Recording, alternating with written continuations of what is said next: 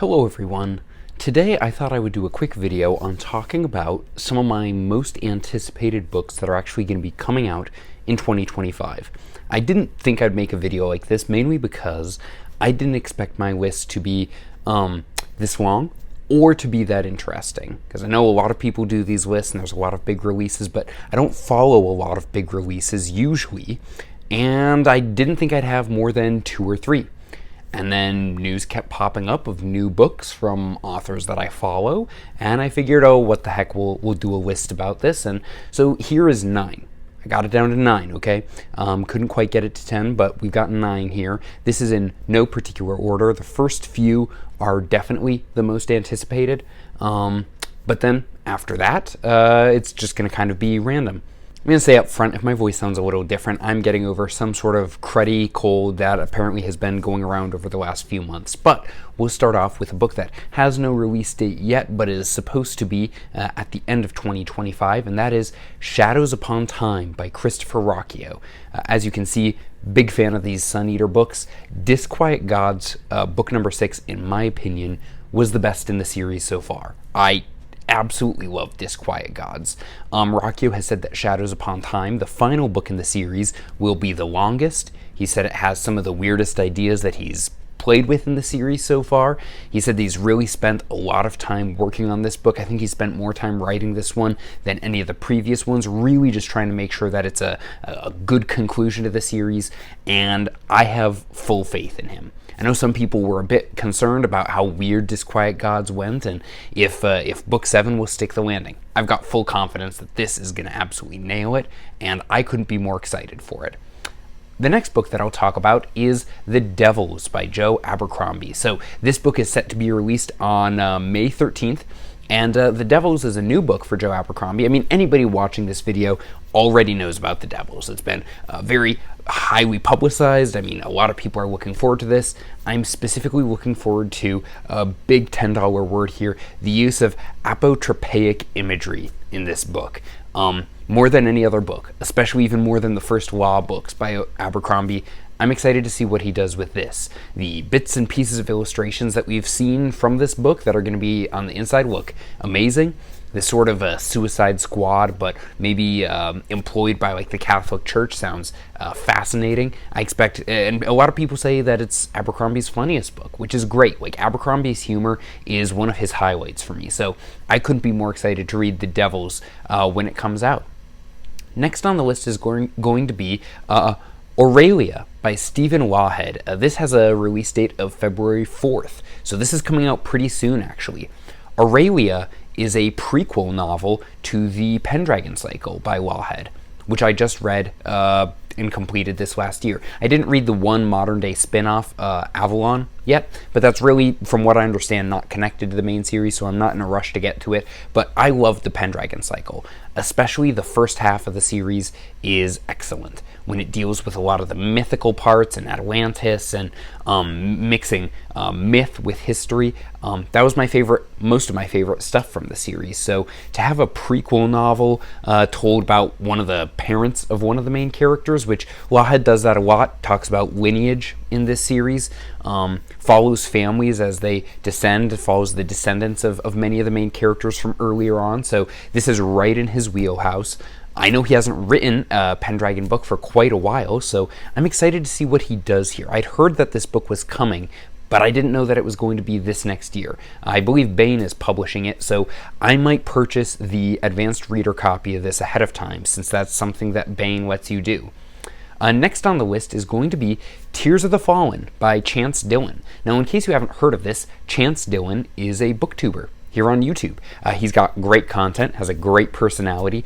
I first saw Chance because of a top 10 list that he was doing, and what caught my eye about it was that he had the Terminalist books by Jack Carr that he covered in the video, and I love Jack Carr's writing. It's like my favorite modern-day military Navy SEAL thriller books that I've read. My favorite like thriller books that are modern-day. Jack Carr stuff. It's great. So when Chance talked about him liking it, I was like, that is interesting. This is not widely covered on Fantasy BookTube. So started listening to him, and when I first listened to Chance, it was basically just for the book stuff. And then he would talk about his writing, and I was like, okay. And then I actually watched a few of his writing updates, heard the concepts about what he was dealing with in his story and the ideas he was playing with, and I said, that sounds really fascinating. And we started talking back and forth, and Chance actually just recently let me read a sample of this book, Tears of the Fallen, and I could not be excited. Could not be more excited for it. My wife's laughing at me for that slip up, so that one's staying in. We'll have a Durfee edit. Don't worry, we will cut all of this out. Absolutely won't. So, Chance, I'm not excited for this. I couldn't be bothered to be excited for this, so, no, you know what? She convinced me it's not on the list anymore. I couldn't be excited.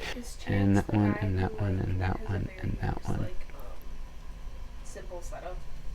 Just like books up against the wall. Yes. Because I think I subscribed to him on your account, didn't I? So just have these random booktubers. Yeah, so Chance, I, on my wife's YouTube account, subscribed to you on her account. I did this with a couple of other booktubers, so she's seen your videos popping up. Don't know if she's watched them, but she recognized you from that. So, and she's watched some of your videos, so I'm doing you a favor there, buddy. I'm getting you some views from people who wouldn't normally watch. So I should get some royalties from the ad revenue. I think I deserve that. Are you gonna leave this in? Do we decide that? I think we decided that.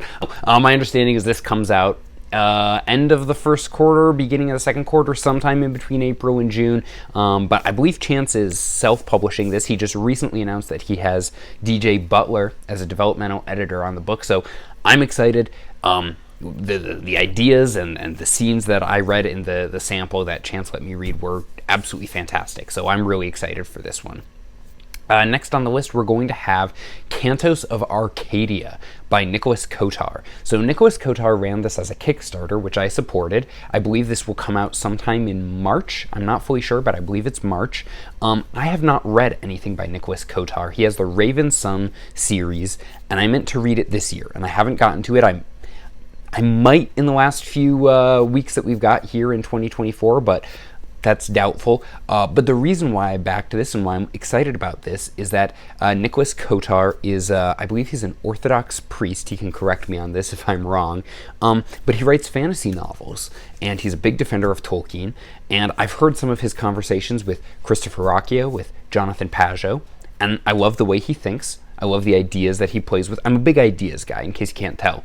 And he said Cantos of Arcadia kind of takes A Canticle for Leibowitz, which I haven't read, but it's on my list, and that hideous strength and some elements of Ursula K. Le Guin, and puts it all together in this one book. And that hideous strength is my third favorite novel of all time. I absolutely love that book by C.S. Lewis. It's one of his lesser known books, as in it's not a Narnia book, so I don't know really much about what this book is about other than it's science fiction, probably dystopian, and it being from Nicholas Kotar, I'm sure there's a lot of supernatural stuff in here as well.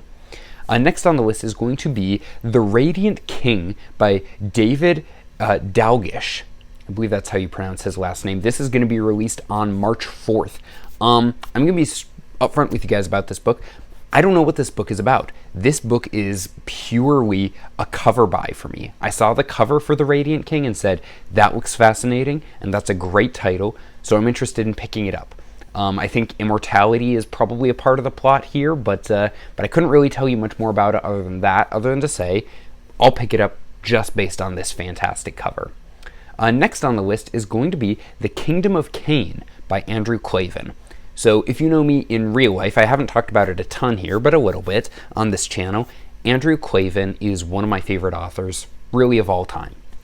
He's primarily a crime novel author and thriller and mystery author, and I love that stuff, although he has written a few fantasy novels, and then recently he's been writing some nonfiction. He wrote a memoir, and then he wrote a book about the romantic poets like Keats and Wordsworth, and that book was called The Truth and Beauty, and that was absolutely fascinating. So The Kingdom of Cain, I believe, is looking at discussions of evil through art and looking at evil and how art represents evil. So I'm really excited about this. Klavan's nonfiction I found to be incredibly insightful and very engaging. So he doesn't write this as much as he does his other books, but I'm really excited to get to this. And then we also have on this list The Last Contract of Isako by Fonda Lee. This comes out October 9th. So I have a confession to make. I have never read Fonda Lee. Her Greenbone saga is famous, but I just haven't gotten around to it. And I'm not terribly convinced that I will, but I could always change my mind. This book was pitched as like Dune meets Samurai, and that sounds amazing to me. So even though I haven't read Fonda Lee before, I'm excited to read this book, and I can't wait to see what she does with this. Last on the list is going to be an unnamed book by Matthew Stover. So this is how I got it to 9, and I couldn't quite get it to 10. So Matthew Stover wrote The Acts of Cain, beginning with Heroes Die, which is sort of a cult classic. It has been said, and I've heard Matthew Stover say, that he's working on some more books in the Acts of Cain series, and I think he said he was hoping to get them out sometime soon, and that was a year and a half ago, so I don't know if any more books by Stover are coming out, but I'm putting it on the list so I can get 9, which is close to 10 here. So if Matthew Stover puts out more books, then yeah, we'll say that that's also something that I'm looking forward to. And you know what? We can make this a number 10 by saying Dr. Philip Chase. He's writing a prequel to the Dan trilogy. I read The Wavy Dan this year. Loved it. Well, I listened to it with Alan's narration. It was great. And he said that prequel is going to be coming out sometime soon as well. So we'll say if that prequel comes out in 2025, that's how we get top 10 books that I'm looking forward to reading next year. Some of these are going to be tough because a lot of these are releases in the first half of the year. And I don't know if my budget can afford getting all of these books front-loaded at the front half of the year, especially since I've got a lot of expenses coming up during that period of time. But we will find a way, won't we, wifey? For sure. Thanks for watching, guys.